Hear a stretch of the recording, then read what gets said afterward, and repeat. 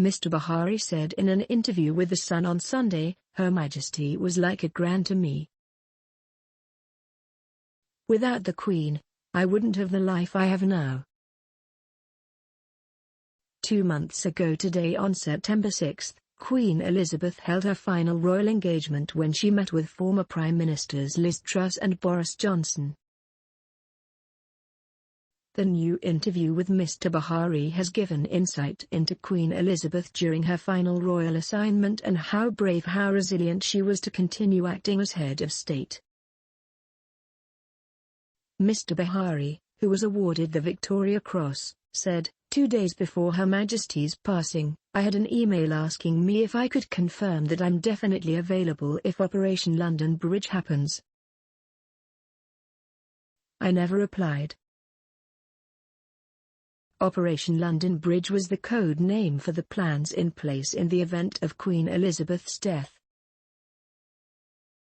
The veteran added, "The following day I had a phone call saying, 'We need you to confirm, yes or no, you're happy to go through with it if Operation London Bridge happened.' I said, 'I'll do anything you need me to.' I left it like that." The next day she died. "I thought it was simply them updating the process." The Iraq hero was 25 years old when he met Queen Elizabeth in 2005, when she awarded him the Victoria Cross for saving around 30 comrades while on the front lines, which led to the veteran suffering life-threatening brain injuries.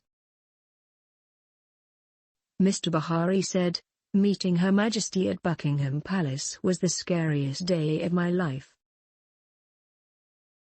I would have preferred to have been in Iraq being shot at again.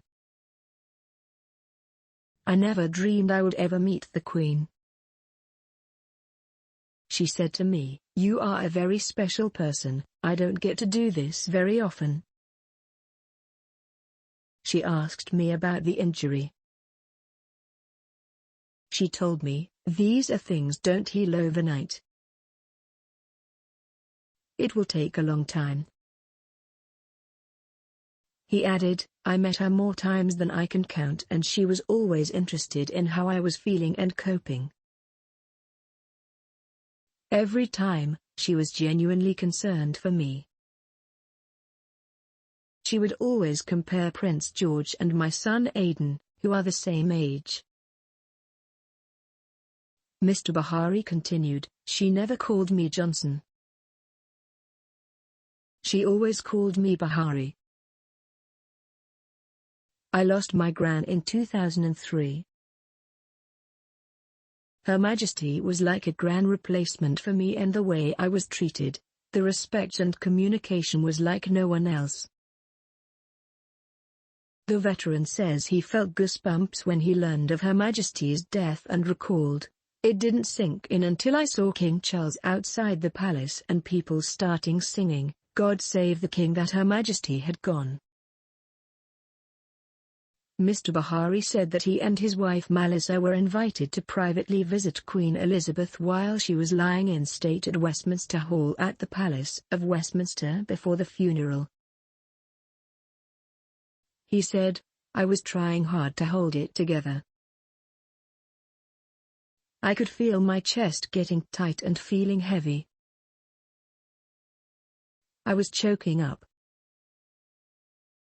It was very, very emotional. I paid my respect and spoke to her.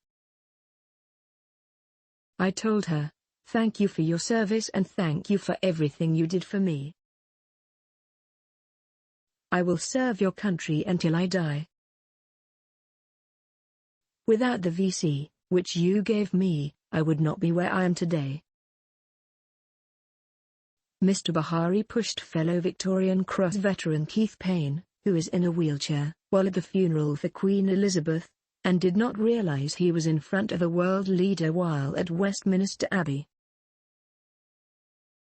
He said, 'I was so focused on the magnitude of the day that I didn't even know the US president was behind me, just 6 feet away.' After the funeral finished, We started chatting about the amount of security. Someone said, "Do you know who was walking by?"